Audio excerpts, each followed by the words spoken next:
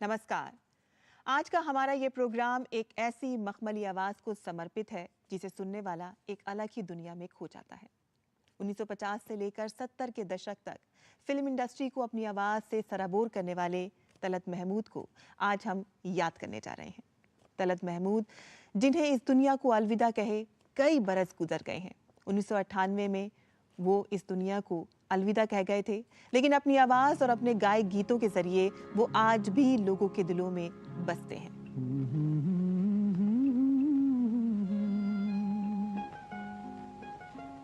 जलते हैं जिसके लिए मिलते ही आंखें, दिल हुआ दीवाना किसी का। इतना न मुझसे तू प्यार बढ़ा कि मैं एक बादल आवारा, कैसे किसी का सहारा बनूं कि मैं खुद बेघर बेचारा।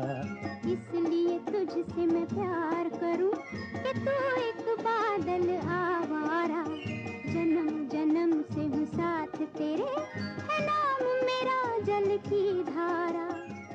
और उनको याद करने के लिए आज हमारे साथ स्टूडियो में एक खास मेहमान मौजूद हैं। हम बात कर रहे हैं सहर जमा की। सहर जमा का तारुफ हम आपसे करवा दें। वो एक अवार्ड विनिंग जर्नलिस्ट हैं और एज अ न्यूज़ कास्टर वर्षों का तजुर्बा रखती हैं। लेकिन सबसे ज़्यादा ख़ास जिस चीज़ के लिए हमने यहाँ उनको बुलाया है, वो बता दें कि वो तलत महमूद की नातिन हैं, यानी कि तलत महमूद जो हैं वो उनके नानी के भाई होते हैं। और सहर जमा ने एक बहुत ही अच्छा काम किया है। आपको बता दें कि तलत महमूद के शताब्दी वर्ष को चिन्हित करते हुए उन्होंने उन पर एक बायोग्राफी लिखी है।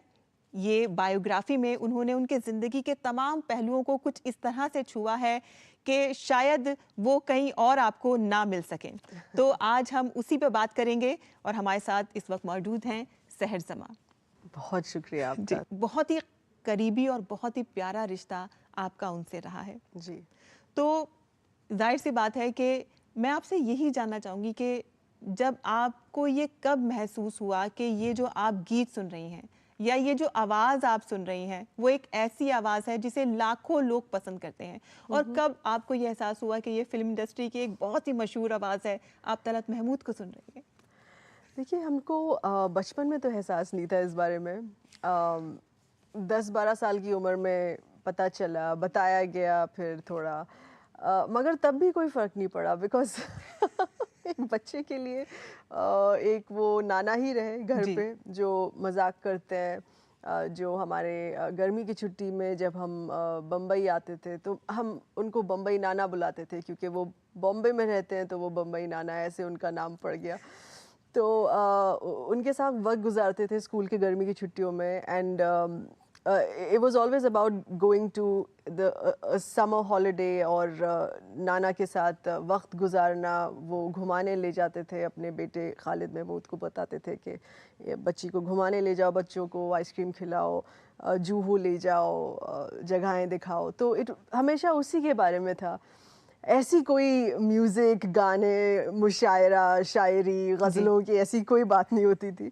बट हमेशा पता था उनके घर पे उनके जो पुराने फैमिली एल्बम्स थे, मेरे अपने घर पे जो उनकी पुरानी तस्वीरें, which was all part of the family albums, वो सब हमने देखा हुआ था। तो एहसास तो था कि वो एक बहुत बड़े फिल्म स्टार और कलाकार रह चुके हैं। ये आपको ख्याल कैसे आया कि उन पे बायोग्राफी लिखी जा सकती है? 2014-15 में मुझे उनके नाम पे एक कॉन्सर्ट करने का ख्याल आया, जिसको मैंने जश्न तलत का नाम दिया, क्योंकि उन तलत महमूद का जो जश्न है, it's a celebration of Talat Mahmood, तो मैंने उसको जश्न तलत एक नाम दिया।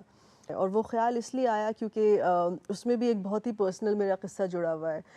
मैं ऑफिस जा रही थी अपने न्यूज़ स्टूडियो, और and I was a new mom. मेरा बेटा उसी वक्त पैदा हुआ था, 1-1.5 साल का था। एंड मैंने फिर प्रेगनेंसी के कुछ ब्रेक के बाद आई रीजॉइंड द स्टूडियो, मगर उस वक्त उसे मेरे बेबी को बुखार था उस टाइम, और मेरा बिल्कुल जी नहीं कर रहा था कि मैं छोड़ के जाऊं। और बट स्टूडियो बुकिंग्स हो चुकी थी एंड कुछ ऑब्वियसली कुछ लास्ट मिनट कैंसिल नहीं हो सकता था। तो मैं बहुत ही जैसे कहते हैं दिल पे पत्थर रखे मैं जा रही थी अपनी न्यूज़ स्टूडियो काम करने। तो I was driving to work, और मैंने रेडियो ऑन किया अपनी गाड़ी में, और वो उनका एक गाना आ रहा था, आई थिंक इट वाज शाम गम की कसम, और उनके आवाज़ के बारे में जो सब बात करते हैं, मखमली है, आपको सुकून देती है, चैन शांति देती है, सॉफ्ट वॉइस है। सुनते तो थे हम हमेशा, और हमें भी पता था कि वेलवेट, सॉफ्ट वेलवेट वॉइस बोली जाती है, बट जो बहुत ही स्ट्रॉन्ग पर्सनल एक्सपीरियंस था कि ये मखमली आवाज़ मुझे आराम दे रही है, यू नो, मेरी उलझन के वक्त मुझे आराम दे रही है। शामे गम की कसम, आज गमगी है हम, आ भी जा आज मेरे सनम, शामे गम की कसम। So then I felt very strongly कि ये खूबसूरत आवाज़ तो मेरे घर में ही थी, एंड मुझे एक ट्रिब्यूट के तौर में I want to give back. I feel so grateful, you know, कि उन्होंने मुझे उस वक्त, उनकी आवाज़ ने मुझे इतना चैन दिया। सो आई थॉट कि हम ये जश्न तलत एक कॉन्सर्ट शुरू करेंगे। उनके गानों की बात होती है, उनकी फ़िल्मों की बात हुई, मगर उनकी ज़िंदगी के बारे में इतनी सारी चीज़ें, तो उसके लिए किताब ज़रूरी है। और वो ख्याल ऐसे आया, वो टाइमिंग भी बहुत अच्छी थी। 2022 में 22 के आखिर में मैंने किताब लिखना शुरू की, और 24 तक मुझे तैयार करना था, क्योंकि ये इनकी जन्म शताब्दी है। अच्छा, बहुत सारे लोग जो हैं वो उनके बारे में जानना भी चाहते हैं कि भाई गायकी में बहुत ज़्यादा शौकीन थे, और ख़ास तौर पे उर्दू लिटरेचर को लेके बहुत ज़्यादा उनमें था, जैसे कि गालिब, मीर तकी मीर, दाग और इकबाल, इन सब के शेर उनको ज़बानी याद थे, और उनका तलफ़ुज़ बहुत ज़्यादा अच्छा था। जिस तरह से ज़बान साफ थी, और गज़ल में तो तलफ़ुज़ की बहुत ज़्यादा अहमियत होती है, तो देख सकते हैं जिस तरह के उनके अंदर सॉफ्ट स्पोकन थे, उर्दू की शायरी करते थे, गज़ल गाते थे, तो ये पूरा माहौल जिस तरह से उनको मिला, उस पे थोड़ा सा हम चाहते हैं कि आप रोशनी डालिए कि वो उनको किस तरह से मिला। ख़ास तौर पे आपने अपनी फुप्पी का उसमें जिक्र किया है कि वहाँ उनके घर में वो रहे थे, जिसकी वजह से उनको ये पूरा माहौल मिला, वो हम जानना चाहते हैं। घर में उनके वालिद साहब, मतलब उनके फादर के घर में और उनके फूफी के घर में, पूरे ख़ानदान में यही माहौल था। It was a very cultural atmosphere. मगर उनकी जो फूफी थी, उनके वालिद की बहन, वहाँ कहीं ज़्यादा स्ट्रॉन्ग माहौल था इसका, जहाँ आर्टिस्ट और कलाकार आते थे, अपना गाना सुनाते थे, गज़लें सुनाते थे, मुशायरे होते थे। तो वहाँ से उन्होंने पिकअप किया, और उनकी फूफी का इसलिए बहुत बड़ा रोल है उनके करियर में, क्योंकि वालिद साहब का उनके ये कहना था कि ये सब बहुत ज़रूरी चीज़ें हैं हमारी ज़िंदगी में, मगर इसमें आप काम नहीं कर सकते। वो हर वालिद कहते हैं। मैंने ज़्यादातर तो कलाकारों के और जो गायक हैं उनके हर वालिद वो यही बोलते हैं कि शौक रखो, लेकिन प्रोफेशन मत बनाना इसको। राइट। तो और उस वक्त कमर्शियल सिनेमा, कमर्शियल म्यूज़िक को अच्छा नहीं माना जाता था, यू नो। आप प्रमोट करिए, आप खुद एक पेट्रन बनिए प्रमोट करने के लिए आर्ट और आर्टिस्ट को, मगर उसमें से कमाई आप खुद मत करिए। तो मगर उनकी फूफी ने बोला कि छोड़ दो लड़के को, उसको, वो ख़ास लड़का है, उसको छोड़ दो, उसको जाना है म्यूज़िक में तो उसको जाने दो। इतना न मुझसे तू प्यार बढ़ा कि मैं एक बादल आवारा, कैसे किसी का सहारा बनूं कि मैं खुद बेघर बेचारा। तो वहीं पे पास में वहीं पे रहते थे, 2-3-4 गलियां दूर भाटखंडे था, मैरिज कॉलेज। तो फिर उनका चलो ग्रेजुएशन म्यूज़िक में ही कर लेते हैं, म्यूज़िक में ही ग्रेजुएशन। हाँ, तो ग्रेजुएशन म्यूज़िक में किया। तो इस तरीके से उन्होंने फूफी की बात लेके और वालिद को मना के धीरे धीरे अपना। लेकिन वालिद के साथ भी ये कहते हैं कि लुका छुपी का जो खेल था वो चलता रहा। छुप छुप के बहुत ज्यादा रिकॉर्डिंग्स उन्होंने की, और उनकी छोटी बहन, आपने लिखा कि वो उसकी पूरी राज़दार थी। जो छोटी बहन लैला खिदवाई, जो मेरी नानी थी, उन्होंने बहुत सपोर्ट किया, और ये उनके इस गेम को सपोर्ट किया इन द सेंस, क्योंकि जैसे 16 साल की उम्र थी, और वो AIR लखनऊ पहुंचे थे और लक आजमाने के लिए। उन्होंने, जैसे आपने कहा कि बहुत कॉन्फिडेंस था उनको अपनी गायकी को लेकर के, मैं तो गा रहा हूँ। तो ऐसा क्या वाकया हुआ था कि थोड़ा सा डिटेल में बताएं उसको। प्रोफेशनल म्यूज़िक की जब उन्होंने शुरुआत की, AIR लखनऊ कुछ 4 साल पहले ही उनकी ज़िंदगी में लॉन्च हुआ था। तो मिड 30s में 1934-35 AIR लखनऊ वो गए, नया रेडियो स्टेशन खुला था, और ऑल इंडिया रेडियो लखनऊ के स्टेशन में जब वो गए, उन्होंने कहा भाई मैं तो शुरू से गा रहा हूँ, मैं घर पे गाता हूँ और मैं ज़रूर रिकॉर्डिंग करूँगा। फिर वहाँ जाके पता चला कि माइक्रोफोन में आवाज़ बदल जाती है, हाँ। हारमोनियम और तबला के साथ कैसे मिलाया जाए ताल, how does everything come together. आज जो ये तलत महमूद हैं ये उसी की वजह से हैं, ये जो उनका डेडिकेशन था। डेडिकेशन बिल्कुल। 16 साल की उम्र में ऑल इंडिया रेडियो की रिकॉर्डिंग हुई और जब वो भाटखंडे में पढ़ रहे थे तो उन दिनों में कैंपस रिक्रूटमेंट जो हम आज कहते हैं, मार्केटिंग टर्म जो है आजकल का, कॉर्पोरेट वर्ल्ड का जो टर्म है कैंपस रिक्रूटमेंट, उन दिनों में HMV आता था भाटखंडे कॉलेज गायकों को, अच्छे अच्छे गायकों को सेलेक्ट करने। तो जब वो पढ़ रहे थे, वो अपने सेकंड ईयर में थे और HMV ने उनको पिकअप किया कि आप कलकत्ता चलिए, क्योंकि उस वक्त कलकत्ता म्यूज़िक और फिल्म इंडस्ट्री का हब था। बम्बई उस वक्त नहीं, बॉलीवुड नहीं था उस वक्त, यू नो, तो सारा एंटरटेनमेंट फिल्मों का काम कलकत्ता में होता था। तो HMV ने बोला हम चाहते हैं कि आप हमारे साथ आइए, 2-3 गानों की रिकॉर्डिंग करिए। तो वो गए कलकत्ता, सेकंड ईयर में थे, दूसरे साल अपने बैचलर्स के, तो वो गए वहाँ, कलकत्ता गए, वहाँ रिकॉर्डिंग की। फिर वहाँ पे एक बहुत ही मशहूर गायक और न्यू थिएटर्स के जो बोर्ड मेंबर थे, पंकज मलिक साहब, उन्होंने उनकी वहाँ की रिकॉर्डिंग सुनी और बोला कि तुम यहीं रुक जाओ, तुम तो चल पड़े हो इस दुनिया में, तुम्हें अब और कुछ सीखने की और वापस जाने की ज़रूरत नहीं है, अब तुम्हारी दुनिया स्टूडियो में ही है। So at that time he said कि नहीं, मुझे अपनी पढ़ाई पूरी करनी है। अच्छा, वो भी वालिद सोच का रहे भी थे कि खौफ था थोड़ा सा कि अगर नहीं की तो फिर वहाँ से Exactly. डांट पड़ेगी, कहीं में वापसी का रास्ता ना लेना पड़े। तो उनका मुझे 1 साल बचा है, मैं वापस जाके मुझे अपनी पढ़ाई पूरी करनी है। तो इस बात पे भाटखंडे की जो वाइस चांसलर है आजकल, उन्होंने बोला उनका क्या डेडिकेशन था कि वो वापस आए, पढ़ाई पूरी की और फिर उन्होंने क्योंकि आजकल तो आपको अगर मौका मिल जाए, एज यू से कि आपको एक फर्स्ट ब्रेक मिला है रिकॉर्डिंग का, तो आप बाकी सब छोड़ देते हैं, आप फिर रिकॉर्डिंग शुरू कर लेते हैं। मगर ये फिर वापस गए, 1 साल पूरी पढ़ाई ख़त्म की और तब फिर से शुरुआत की। मिलते ही आंखें दिल हुआ दीवाना किसी का, मिलते ही आंखें दिल हुआ दीवाना किसी का, अफसाना मेरा बन गया अफसाना किसी का। अच्छा, पंकज मलिक की आपने बात की, इसमें पंकज मलिक ने एक और काम भी किया था, Yes. जहां उन्होंने उनका नाम जो था वो चेंज कराया था। और उसका क्या किस्सा है कि मतलब क्या ये ज़रूरी है कि आप अपनी आइडेंटिटी थोड़ी सी चेंज करें और उसके Right. बाद इंडस्ट्री में आए, तो उससे क्या? तो ये फिर मैं कह रही हूँ 1940s का टाइम है, बहुत कॉमन था, सब लोग अपना नाम बदलते थे ये सोच के कि लिसनर्स और ऑडियंस ज़्यादा एक्सेप्ट करेंगी। कितने ऐसे एग्जांपल्स हैं, यूसुफ साहब जो हैं, दिलीप कुमार साहब, उन्होंने भी अपना नाम बदला। ज़्यादातर लोगों का यही रीज़न था कि घर पे पता ना चले, नाम बदल के रिकॉर्डिंग करेंगे, घर पे पता ना चले। तो मगर ये अपने तपन, हाँ, तो ये अपने उर्दू के गाने, उर्दू गज़लें तो तलत महमूद के नाम ही रिकॉर्ड कर रहे थे। पंकज मलिक ने बोला तलत महमूद बंगाली गाना गाए, क्योंकि उन्होंने बोला तुम्हारी आवाज़ बहुत अच्छी है और अब तुम कलकत्ता में हो, सिर्फ गज़लें मत गाओ, बंगाली गाना भी शुरू कर लो। तो उन्होंने कहा भाई मैं तो शुरू से उर्दू पोइट्री फॉलो कर रहा हूँ, उसका एहसास फॉलो कर रहा हूँ, मेरे बोलने का स्टाइल, मेरी ज़ुबान बिल्कुल उर्दू में बैठी हुई है। सो पंकज मलिक साहब ने बोला कोई बात नहीं, तुम्हारा जो म्यूज़िक डायरेक्टर है कमल दास गुप्ता, वो तुम्हें सिखा देगा, जो जो तुम्हारा डाउट है प्रोनाउंसिएशन का वो सिखा देंगे, तुम गाओ। फिर उन्होंने बंगाली गाया उनका, मगर तलत महमूद बंगाली में बड़ा अजीब सा लगेगा, मैं तुमको तपन कुमार का नाम देता हूँ। तो ये किस्सा है कि कैसे उनका नाम जब उन्होंने बंगाली गाया। और बंगाली सिनेमा में, मॉडर्न बंगला म्यूज़िक में इनका एक अलग करियर है पूरा, करियर एज तपन कुमार। तो बंगाली में भी बहुत ज़्यादा हिट थे वो।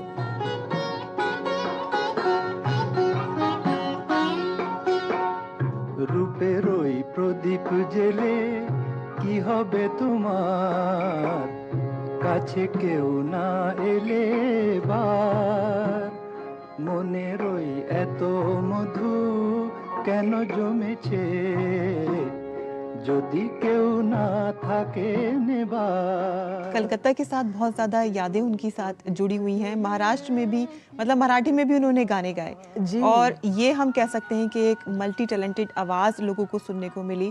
और ऐसा नहीं है कि उनकी आवाज़ में सॉफ्टनेस थी, क्योंकि आप मराठी में गाना गाते हैं तो हार्डनेस आती है, या फिर बंगाली में गाएंगे Right. थोड़ी सी आएगी। तो हम कह सकते हैं थोड़ा मॉड्यूलेशन तो था ही उनकी आवाज़ में। मॉड्यूलेशन था। I think he was great with language. Multilingual person जो होता है वो बिल्कुल हर सही प्रोनाउंसिएशन बैठ के समझ के उसको उन्होंने उसमें गाने गाए। क्योंकि आप उनकी रीजनल म्यूज़िक का पूछ रही हैं तो मगर उनकी जो सॉफ्टनेस थी वो हर भाषा में रहती थी। इनफैक्ट तेलुगु में गाया, मलयालम में गाया। हमारी एक बहुत बड़ी गायक हैं, उनका नाम है पी सुशीला। वो साउथ इंडिया की लता मंगेशकर मानी जाती हैं, the Nightingale of south India. और वो अभी उनकी उम्र होगी 90 साल के ऊपर। मैं बहुत खुशकिस्मत हूँ। मैं किताब लिखते वक्त मेरी ऐसी लोगों से मुलाकात हुई जो अभी भी हैं, और वो सब 90 साल के हैं, मगर उन सब की याददाश्त इतनी स्ट्रॉन्ग है। तो उन्होंने बोला Telugu is one of the most difficult languages that we have in India. उसको समझना और उसके प्रोनाउंसिएशन का जो मोड़ तोड़ होता है बहुत मुश्किल लोग समझते हैं। बट पी सुशीला जी ने बोला कि वो बिल्कुल हैरान थी कि जब तलत महमूद उनके साथ प्रैक्टिस कर रहे थे कि आप उनको सुनिए, आप कभी नहीं कह सकते कि ये नॉन तेलुगु स्पीकिंग पर्सन ने गाना गाया है। ऐसे वो अपने आप को ढाल देते थे भाषा में। दर्द की आपने बात की है, और गायकी में दर्द के लिए तो हम जान सकते हैं कि दिलीप कुमार की वो आवाज़ कहे जाते थे। जिस तरह से फिल्म इंडस्ट्री में ट्रेजेडी किंग के नाम से दिलीप कुमार मशहूर हुए, इस तरह से हम कह सकते हैं कि कहीं ना कहीं तलत महमूद के गाए हुए गीतों ने कहीं ना कहीं उनको ट्रेजेडी किंग बनाने में बहुत ज़्यादा अहम भूमिका निभाई है। आपको क्या लगता है? नहीं, मैं तो ये नहीं कह सकती भाई। Please, we are talking about giants. बहुत ही दिग्गज सीनियर लेजेंड्स की बात कर रही हूँ मैं। बिल्कुल नहीं ये कह सकती, मगर मैं किसी और के लफ्ज़ इस्तेमाल करना चाहूँगी कि अक्सर लोग कहते हैं कि दिलीप कुमार साहब का जो ट्रेजेडी किंग का जो फेज़ है वो तलत महमूद की आवाज़ के बिना इनकम्प्लीट है। और अभी हाल ही में जब मेरी बुक का किताब का उद्घाटन हो रहा था तो हमारे जो फिल्म मेकर हैं मुजफ्फर अली साहब, मैं उन्हीं के लफ्ज़ इस्तेमाल करूँगी, वो आए थे और उन्होंने बोला कि सब लोग दिलीप कुमार साहब की बात करते हैं और तलत महमूद की उनकी पार्टनरशिप की बात करते हैं, मगर मैं थोड़ा घुमा के बात करूँगा। उन्होंने कहा कि तलत महमूद की आवाज़ ऐसी थी जो दिलीप कुमार को अमर कर गई। तो ये मुझे काफ़ी इंटरेस्टिंग लगा। He completely turned it around and give a new perspective to it. दिल कहीं और चल, गम की दुनिया से दिल भर गया, ढूंढ ले अब कोई घर नया, ऐ मेरे दिल कहीं और चल। अच्छा, देखने में बहुत ज़्यादा खूबसूरत थे और इस तरह की कुछ आजमाइश भी की उन्होंने, मतलब एक्टिंग का भी बहुत ज़्यादा शौक था और कई सारे फिल्मों में एज अ हीरो भी बनकर आए। हाँ। तो आगे उन्होंने एक्टिंग को फॉलो क्यों नहीं किया? मतलब ये तलत महमूद की बड़ी उल्टी कहानी है, यू नो, बिकॉज मुझे कई लोगों ने फिल्म इंडस्ट्री में बोला कि जो भी फिल्म इंडस्ट्री एंटर करता है, चाहे वो प्रोड्यूसर हो, डायरेक्टर हो या कैरेक्टर आर्टिस्ट हो, उनका फर्स्ट ट्राई होता है कि वो हीरो बने। यू नो, फर्स्ट एम्बिशन सबका होता है कि वो पहले हीरो बने। जब वो नहीं बन पाए तब वो पर्दे के पीछे का काम कुछ शुरू करते हैं, या यूजुअली ऐसा देखा गया है मोस्टली कि सबसे बड़ा एम्बिशन लोगों का होता है कि हम हीरो बने। मगर तलत महमूद की उल्टी कहानी यूँ है कि उनको बिल्कुल दिलचस्पी नहीं थी एक्टिंग करने की। वो हमेशा अपने मौसीकी में बहुत तवज्जो रखते थे एंड उनके जिन फिल्मों में उन्होंने गाया और दूसरे प्रोड्यूसर्स और डायरेक्टर्स ने उनको ऑब्जर्व किया कि as far as singers are concerned, क्योंकि सिंगर्स पर्दे के पीछे रहते हैं तो लोग उनको पहचानते नहीं हैं जी। और पहले तो 1950s गोल्डन एरा में, even before magazine started, film magazine, film media कुछ नहीं था, तो लोग सिर्फ आवाज़ पहचानते थे, उनकी शक्ल नहीं जानते थे। बट फिल्म इंडस्ट्री में लोगों ने नोटिस किया कि भाई तलत को बहुत लोग पहचानते हैं, ख़ास करके फीमेल फॉलोइंग। और सारे सिंगर्स में से इस तरीके का जो पागलपन का जो फीमेल फॉलोइंग हमने देखा ही नहीं कभी। कभी कभी तो फीमेल फॉलोइंग उनकी एक्टर्स से भी ज़्यादा होती थी। तो उनको बाकायदा घसीटा गया कैमरा के सामने कि तुम्हारे पास शक्ल है, हाँ, देखने में तो बहुत देखने स्मार्ट में है। तुम्हारी तस्वीरें एल्बम जी। के लिए अच्छी खिंचती हैं, तुम्हारी इतनी फीमेल फॉलोइंग है, इतना डिमांड है, तुम क्यों पर्दे के पीछे छुपे हुए हो। तो इस तरीके से उनको घसीट के बोला गया भाई एक्टिंग तो करना है। तो फिर उनका लॉन्च हुआ। पहली फिल्म तो हिट नहीं हुई, मगर नोटिस किया गया कि वो मूविंग कैमरा, वीडियो कैमरा में बहुत अच्छे लगते हैं। थोड़े से शाय थे पहली फिल्म में, बट लॉन्च हुआ और ऐसे करते करते उन्होंने कम से कम 12-13 फिल्में की होंगी। और इस हद तक कि उनकी जो को स्टार्स, उनकी जो हीरोइन होती थी उस टाइम की टॉप हीरोइंस होती थी, जैसे सुरैया, नूतन, माला सिन्हा। और कुछ कुछ तो उनकी जुबली हिट्स भी हो गई, जैसे सुरैया के साथ जो वारिस है वो जुबली हिट थी। बट आई थिंक शेड्यूल बहुत ज़्यादा खिंच जाता था, क्योंकि सुबह का रियाज होता था और फिल्मी शूट रात की होती थी।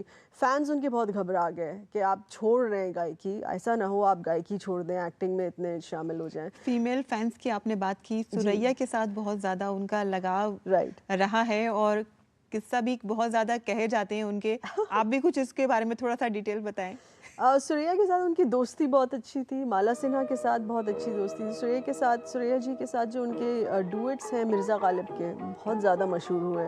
दिले नादां तुझे हुआ क्या है, दिल नादां तुझे हुआ क्या है, आखिर इस दर्द की दवा क्या है। दिल नादां तुझे हुआ क्या है। बाकी जो उनके फिल्म के जो डुएट्स थे वारिस में, राही मतवाले, राही मतवाले तू छेड़ एक बार मन का सितार, जाने कब चोरी चोरी आई है बहार, छेड़ मन का सितार। बहुत पॉपुलर उनकी पेयरिंग थी सुरैया के साथ। माला सिन्हा के साथ बहुत अच्छी दोस्ती थी, बहुत वो लोग मुलाकात करते थे out of sets, family friends थे। सुरैया के साथ कुछ छेड़खानी भी थी, जो आप बता रही हैं कि जब वो फिल्म में 7 फेरे ले रहे थे तो उन्होंने बोला कि देखो 7वां फेरा हो जाए तो शादी हो जाएगी। तो सुरैया जी ने कहा चलिए कर लेते हैं, कुछ तो बोला आपने, आप तो इतने शर्मीले हैं, आप कभी कोई बात ही नहीं करते, कम से कम ये बात तो करिए आपने। अच्छा, आपने एक वर्ड यूज़ करा, बहुत ज़्यादा शर्मीले हैं। हाँ। देखने में शर्मीले हैं, एक्टिंग की इन्होंने कोशिश करी, गायकी में बहुत ज़्यादा थे। हो सकता है कि वो शर्मीले हो, लेकिन लीडरशिप क्वालिटीज़ उनके अंदर बहुत ज़्यादा थी। मतलब चीज़ों की पहल करने के अंदर बहुत ज़्यादा जी। उनके अंदर देखा गया। जिस तरह से उन्होंने बाहर जाके कॉन्सर्ट करने का उन्होंने एक पहल की, उसको हम जानना चाहेंगे आपसे कि वो उन्होंने किस तरह से सोचा। तो ये 1956 की बात है, मतलब बीच गोल्डन एरा की जो हम बात कर रहे हैं। 1950s में ये टॉप मोस्ट सिंगर थे। मुकेश जी और मोहम्मद रफ़ी साहब बिल्कुल थे उस ज़माने के, मगर उनके जो 50s का करियर है उस टाइम पे वो टॉप मोस्ट थे, सबसे एक नंबर के थे और अव्वल नंबर के थे। और उनकी बहुत ज़्यादा डिमांड थी। हमारे जो एशियन डायस्पोरा के जो लोग हैं या जो NRIs हैं दूसरे देशों में, और तो उन्होंने डिसाइड किया कि अगर डिमांड है, लोग उनको बुला रहे हैं और ऐसा हो सकता है कि कॉन्सर्ट हो, तो उन्होंने that early back in the day 1956 में अपना पहला म्यूज़िक कॉन्सर्ट किया। And he was the first singer from India who started global tours. और उनको देखते उनके जो दूसरे दोस्त थे, मुकेश जी, लता दीदी, उन्होंने देखा कि कितना सक्सेसफुल रहा, तो फिर उन्होंने भी टूर्स किए। मगर वो जहाँ जहाँ जाते थे mostly US, UK, royal Albert hall, वहाँ वो पहले इंडियन सिंगर होते थे। तो उन्होंने लिटरली अपने दोस्तों के लिए एक रूट मैप बना दिया कि भाई कॉन्सर्ट्स करने तो यहाँ यहाँ ज़्यादा डिमांड है, इन इन जगहों पे कॉन्सर्ट्स करो। एक आपसे आखिरी सवाल ये पूछेंगे कि जब उन्होंने इस दुनिया को अलविदा कहा, यानी कि जब वो गए यहाँ से, तो उस वक्त किस तरह का माहौल आपने देखा और क्या आपको लगा कि क्या चीज़ जो है वो कहीं ना कहीं खो गई है, कहीं टूट गई है? लोगों का रिएक्शन क्या था? क्या माहौल आप देखती थी उस वक्त? घर वालों का, उनके फैंस का क्या था? बड़ा इमोशनल सवाल किया आपने ये। तो ये 1998 था और मैंने अपना स्कूल ख़त्म ही किया था, कॉलेज शुरू ही किया था। और जब ख़बर निकली तो एक तो घर पे बहुत ज़्यादा मीडिया आ गया। उस वक्त कुछ 2-3 ही चैनल थे 1998 में, मगर वो सब लोग आ गए, फिर प्रेस के लोग, प्रिंट के लोग, बहुत लोग आ गए बात करने और सब। मुझे पता चला कि वो खामोशी से लोगों के दिलों में रह रहे थे, बिकॉज 1998 में तो इवन इन 1998 गोल्डन एरा का ज़्यादा कोई बात नहीं करता था। उनकी गज़लें मशहूर थे, गाने मशहूर थे, मगर रोज़मर्रा की ज़िंदगी में कोई ऐसे बात नहीं करता था। तो कभी उनको भी अपने आखिर सालों में लगता था शायद लोग मुझे भूल गए, मगर अगर वो देखते कि क्या रिएक्शन है लोगों का, वो बिल्कुल खामोशी से लोगों के दिल में बैठे हुए थे। और जब वो गुज़र गए, न्यूज़पेपर हेडलाइंस में स्टोरीज़ आई, प्राइम टाइम 9 PM न्यूज़ में स्टोरीज़ आई, घर पे बहुत लोग आ गए प्रेस में, तो मुझे भी एहसास हुआ कि एक कलाकार कभी नहीं गुज़रता। आप घर पे शायद वापस जाके तलत महमूद के गाने सुने, मगर उसकी बात नहीं करेंगी, मगर वो आपके दिल में बैठे रहेंगे खामोशी से। जैसे मेरे जश्न तलत के कॉन्सर्ट्स हुए थे, या कल जो थिएटर शो हुआ था, जो मेरे किताब पे बेस्ड जो थिएटर शो था, वो इतना हाउसफुल हो गया कि लोग खड़े रहे। कई लोग, मुझे इतने मैसेजेस आए कि लोग पलट के चले गए क्योंकि बैठने की जगह नहीं थी। And this is Talat at 100, Talat शताब्दी, मगर वो अभी भी लोगों के दिलों में बैठे हुए हैं। और इस बात का एहसास तभी होता है जब आप जैसे इंटरव्यूज हुए और जब कोई मंच पे बात हो, तब पता चलता है कि उनकी फ़ैन फॉलोइंग बहुत ही ज़्यादा डेडिकेटेड और स्ट्रॉन्ग है। आई थिंक फिनोमिनल है, और वो बहुत हम्बल थे इस बारे में। वो सिर्फ एक ज़बरदस्त कलाकार ही नहीं थे, but even as a person, जो आपने कहा बहुत पहल की कॉन्सर्ट शुरू करने में, या रॉयल्टी राइट्स बैटल शुरू करने में, सिंगर्स की जो रॉयल्टी राइट्स होती है, इतनी चीज़ों में पहल की, तो बहुत ही इंस्पायरिंग स्टोरी है ये। और आई फेल्ट वेरी स्ट्रांगली कि ये इनका जन्म शताब्दी है, तो बहुत ज़रूरी है कि लोगों को बताया जाए। तस्वीर नहीं बनती, तस्वीर नहीं बनती।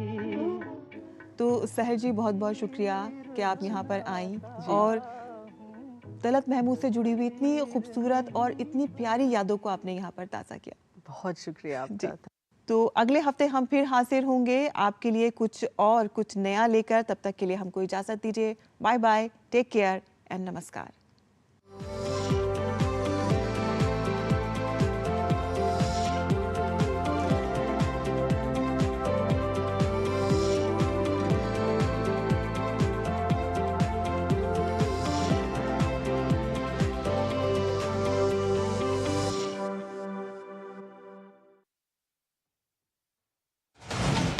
कश्मीर से कन्याकुमारी तक, कच्छ से कामाख्या तक, राज्यों की राजधानियों से प्रदेशों के कोने कोने तक, होगी हर राज्य के हर हिस्से की पूरी खबर। देखिए भारत एट 7 खबर राज्यों की, सोमवार से शुक्रवार शाम 7 बजे सिर्फ डीडी न्यूज पर।